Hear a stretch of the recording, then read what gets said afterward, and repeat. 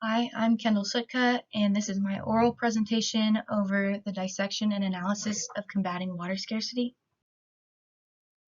So to give you guys a good idea of what water scarcity actually is, basically 70% of the earth is covered by water. Only 2.5% of that water is fresh water, and only 1% of that is easily accessible, so not frozen in glaciers and snowfields. Water scarcity is hardly ever caused by a lack of precipitation. Humans are just not efficient water users. The United Nations stated that water usage has grown by over twice the rate of the world population. According to the research, the issue is most severe in China, the Middle East, India, and North Africa. Two-thirds of the global population live under conditions of water scarcity at least 1 month out of the year. That's around 4 billion people. Half of these people live in China and India, the two most populated nations. It's caused by many factors such as pollution, inefficient irrigation techniques, soil degradation, poorly planned policies and water distribution by the government, climate change, and other economic, social, and environmental factors. Water scarcity is caused by both lack of water quantity and water quality. The reason this problem has an interdisciplinary nature is because water scarcity has so many contributing factors and interwoven threads it's impossible to research from a single discipline. There's no one key solution. There are only good starting points and new insights to create efficient plans. Agriculture is an enormous factor in water waste and pollution, and governments don't have the policies in place to control or limit it. Climate change is also a factor of water scarcity, especially for the future, and world governments aren't on the same page on that. Ecosystems are severely damaged by water scarcity, which affects the survival of humans and wildlife as well as land integrity. Water scarcity affects food production, and by 2025, most developing countries will face physical or economic water scarcity, and the world population at that time will be well past 8 billion people. The research project uses the disciplines environmental science, agriculture, and political science to gain a new insight in assessing and combating water scarcity. So first is the environmental science perspective. Because of uncertainties concerning the timing, direction, and extent of climate change, as well as implications, rational water resource planning and developing appropriate adaptation strategies and policies for resource management are necessary. A solid water infrastructure is important in handling changes in the future. Instead of prepping short-term strategies, we need to use long-term resilience to meet the basic requirements of people. Water scarcity harms wildlife population and increases predation rates near water sources and competition. In Inner Mongolia, China, researchers Liu, and Yang researched water quantity and quality within the Huangqihai River basin. Their research showed the basin was suffering from both quantity and quality. In their calculations of the gray water footprint, they found that the farming and livestock sector areas account for most of the gray water in the study, followed by industrial and then domestic. To fix the fact that the basin is too polluted for any purpose, like fishing, swimming, or aquaculture, irrigation practices must be more effective as they account for 61% of water use in the area. Livestock and industrial sectors are major sources of water pollution. Livestock also contributes to overgrazing. Next is an agriculture perspective. So the agriculture sector is responsible for the use of 70% of Earth's fresh water supply.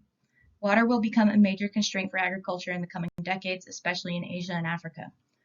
There are sufficient resources to satisfy global food demands in the next 50 years, but only if we can make major changes in the agricultural sector now. Awareness of the global water crisis recognizes that the scarcity of clean water affects food production. Land degradation, specifically soil degradation, is the main factor limiting agricultural water productivity. Water, wind, chemical, and physical degradation causes loss of topsoil, loss of nutrients, pollution, erosion, and unproductive evaporative losses of water. In Chapter 2 of Conserving Land Protecting Water, the researchers find that water productivity in irrigated systems could be improved 20 to 40% by land management approaches. In areas using rain-fed systems where crop production is low, the potential for improvement is as high as 100% in some systems.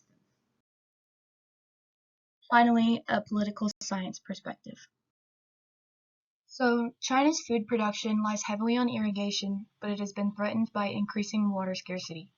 Researchers explain this is because of unequal distribution of water resources decline of surface water resources, depletion of groundwater quality, and degradation of water quality, increasing water demand.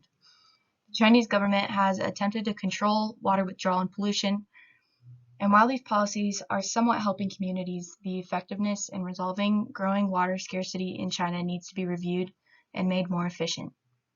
Water scarcity can promote violent interstate conflict. Intervening factors like political institutions can have direct effects linking water scarcity and conflict. Water scarcity not only affects ecosystems and communities, but governments and businesses as well. Responses to water scarcity must be made at local, national, and international levels to resolve the problem.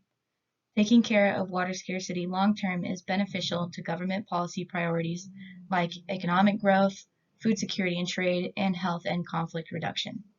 Water scarcity can trigger and worsen instability and conflict, like in the case of Egypt. In Egypt, in the last decade, Ethiopia decided to build a dam over the Nile River that could potentially harm Egypt's economy. It caused so much turmoil that enraged Egyptians actually started calling for war. The two countries ended up coming to an agreement in 2015, but the Nile will always remain having the potential for future conflict. The findings from the research provided the idea that water scarcity affects places everywhere, but based on the research, it hits the hardest in everywhere in China except East, which is sparsely populated, the Middle East, and North Africa. It was difficult to discern because different articles claimed where they researched was the most severely affected. The articles all overlapped when discussing pollution, and many of them named agriculture as the main factor for that. Irrigation and rain-fed systems for agriculture contribute highly to water waste, especially in China, but there is definitely potential for more efficient systems. Ecosystems are severely affected by water scarcity that provide vital functions for the world. Lack of food security is a major consequence, resulting in poverty, illness, and conflict, which flows back on the government. Unequal distribution of water can cause intrastate and international conflict, like armed conflict or even civil wars. If there is severe water scarcity, it ruins ecosystems and causes food shortages.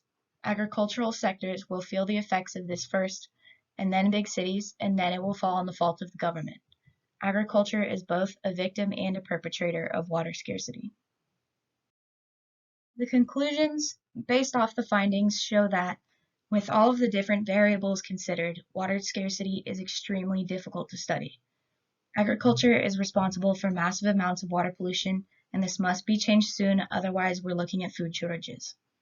Mass livestock production must be limited as it causes pollution and soil degradation, which causes loss of topsoil, resulting in ruined landscape foundations that naturally hold, filter, and move fresh water.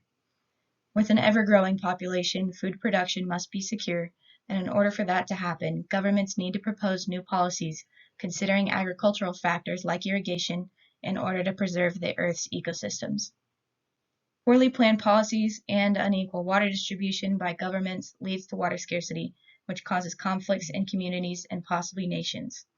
The government also needs to work on climate change and environmental policies and tactics to reduce water scarcity for the future, saving our ecosystems, which are necessary for both human and wildlife survival.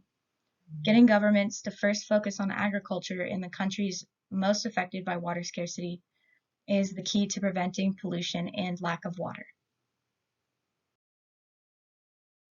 And here are all my references, which include 7 scholarly articles. Thank you for listening to my oral presentation about water scarcity.